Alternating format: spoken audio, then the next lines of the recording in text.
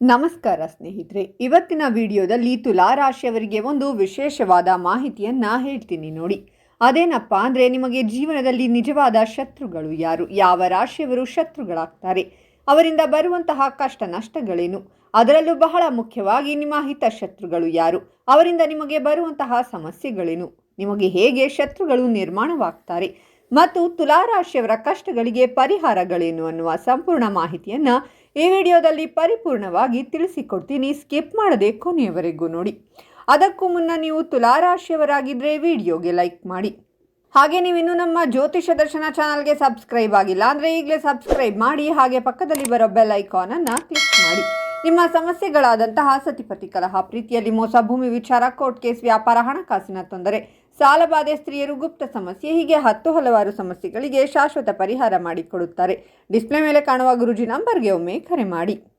ಕೆಲವು ರಾಶಿಚಕ್ರದ ಜನರು ನಕ್ಷತ್ರಗಳು ಹಾಗೂ ಗ್ರಹಗಳ ಪ್ರಭಾವದಿಂದ ಶತ್ರುಗಳಾಗಿ ಬದಲಾಗುವರು. ಕೆಲವೊಮ್ಮೆ ಅವರು ಬಹಳ ಆತ್ಮೀಯ ಸ್ನೇಹಿತರು ಅಥವಾ ಬಂಧುಗಳಾಗಿ ಪರಿಚಿತರಾಗಿದ್ದರೂ ನಂತರ ಶತ್ರುಗಳಾಗುವ ಸಾಧ್ಯತೆಗಳು ಹೆಚ್ಚಾಗಿರುತ್ತವೆ ಎಂದು ಹೇಳಲಾಗುವುದು. ಕೆಲವರು ಎಷ್ಟೇ ಪ್ರಯತ್ನಿಸಿದರೂ ನಮ್ಮೊಂದಿಗೆ ಸ್ನೇಹಿತರಾಗಲು ಅಥವಾ ಆತ್ಮೀಯರಾಗಲು ಸಾಧ್ಯವಿಲ್ಲ. ಯಾಕೆ ಅನ್ನೋದಾದರೆ, ನಮ್ಮ ರಾಶಿ ಹಾಗೂ ಅದರ ಅಧಿಪತಿಗಳ ಪ್ರಭಾವ ನಮ್ಮ ಮೇಲಿರುತ್ತದೆ. ನಿಮ್ಮ ರಾಶಿ ಚಕ್ರ ಚಿಹ್ನೆಯೊಂದಿಗೆ ಯಾರು ಹೊಂದಾಣಿಕೆಯಾಗಬಹುದು ಮತ್ತು ಹೊಂದಾಣಿಕೆಯಾಗುವುದಿಲ್ಲ ಎಂಬುದನ್ನು ಈ ವಿಡಿಯೋದಲ್ಲಿ ತಿಳಿಸಿಕೊಡ್ತೀನಿ. ಕೊನೆಯವರೆಗೂ ನೋಡಿ. ತುಲಾ ರಾಶಿ ಶುಕ್ರನ ತತ್ವ.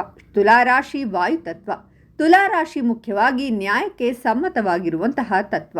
ಇಲ್ಲಿ ತುಲಾ ರಾಶಿಯವರಿಗೆ ಶತ್ರುಗಳು ಯಾರು? 6ರ ಸ್ಥಾನವನ್ನು ನೋಡಿ. ಮೀನ ರಾಶಿ ಗುರುವಿನ ತತ್ವ.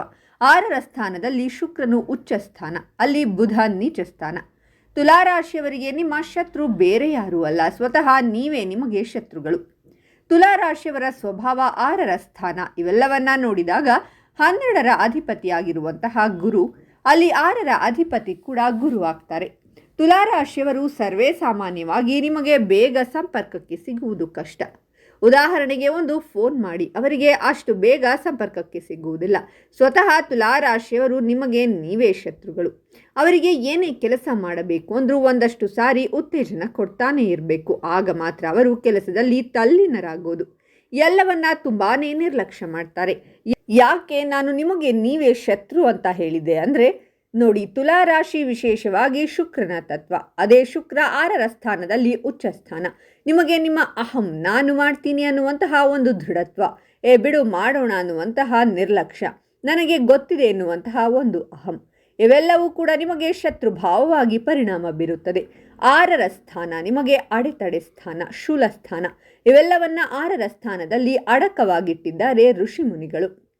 ನಿಮ್ಮ ಅತಿಯಾದಂತಹ ಸಮಸ್ಯೆಗಳಿಗೆ ಕಾರಣವಾಗಿರುವಂಥದ್ದು ನಿಮಗೆ ನೀವೇ. ನಿಮಗೆ ಈ ರೀತಿಯಾದಂತಹ ಶತ್ರು ಮನೋಭಾವನೆ ಉತ್ಪತ್ತಿಯಾಗುತ್ತಾ ಬರುತ್ತೆ ನೋಡಿ. ಬೇಕಾದರೆ ಒಂದು ಕ್ಷುಲ್ಲಕ ಕಾರಣಕ್ಕೆ ಶತ್ರು ಭಾವನೆ ಉಂಟಾಗುತ್ತೆ. ಇದರಿಂದ ಸಂಕಷ್ಟಗಳು ಪ್ರಾರಂಭವಾಗುತ್ತೆ, ಅದರಿಂದ ನಷ್ಟಗಳು ಆಗಲು ಶುರುವಾಗುತ್ತೆ. ತುಲಾ ರಾಶಿ ಬೇರೆಯಲ್ಲೂ ಹೋಗೋದು ಬೇಕಾಗಿಲ್ಲ, ನಿಮಗೆ ನೀವೇ ಶತ್ರುಗಳು. ಹಾಗಾಗಿ 6ರ ಸ್ಥಾನ ಗುರುವಿನ ಸ್ಥಾನ. ಗುರುವಿಗೂ ಕೂಡ ಅಹಂ ಇರುವಂಥದ್ದು. ಎಲ್ಲವನ್ನ ನಾನು ಮಾಡಬಲ್ಲೆ, ಎಲ್ಲವೂ ನನ್ನಿಂದಲೇ ಆಗಬೇಕು ಅನ್ನುವಂತಹ ಮನೋಭಾವನೆ ತುಲಾ ರಾಶಿಯವರಲ್ಲಿ ಎದ್ದು ಕಾಣುತ್ತೆ. ಅದನ್ನು ಕಡಿಮೆ ಮಾಡಿಕೊಳ್ಳುವಂತಹ ಅನಿವಾರ್ಯತೆ ಇರುತ್ತೆ. ನಮ್ಮ ಋಷಿ ಮುನಿಗಳ ಪ್ರಕಾರ ಸ್ವಾತಿ ನಕ್ಷತ್ರ, ವಿಶಾಖ ನಕ್ಷತ್ರ, ಚಿತ್ತ ನಕ್ಷತ್ರ ಬರುವಂತಹ ತತ್ವ. ಇಲ್ಲಿ ಸ್ವಲ್ಪ ಹೊಟ್ಟೆ ಕಿಚ್ಚಿನ ಬುದ್ಧಿಯನ್ನು ಕೂಡ ನೋಡುವಂತಹ ಸಾಧ್ಯತೆ ಇದೆ. ಆವಾಗ ನಿಮಗೆ ಇದೆಲ್ಲ ಆಕ್ಟಿವೇಟ್ ಆಗುತ್ತೋ ಆವಾಗ 6ರ ಸ್ಥಾನದಲ್ಲಿ ಸಮಸ್ಯೆಗಳು ಉಂಟಾಗುತ್ತೆ. ಹಾಗಾಗಿ ಸಾಧ್ಯವಾದಷ್ಟು ತುಲಾ ರಾಶಿಯವರು ನಿಮ್ಮ ಗುಣಗಳಲ್ಲಿ ಬದಲಾವಣೆ ಮಾಡಿಕೊಳ್ಳುವುದು ಬಹಳನೇ ಮುಖ್ಯ. ಇನ್ನು ತುಲಾ ರಾಶಿಯವರಿಗೆ ಶತ್ರುಗಳಾಗುವ ರಾಶಿಗಳು ಯಾವುವೆಂದರೆ, ಮೊದಲನೆಯದಾಗಿ ಕಟಕ ರಾಶಿ.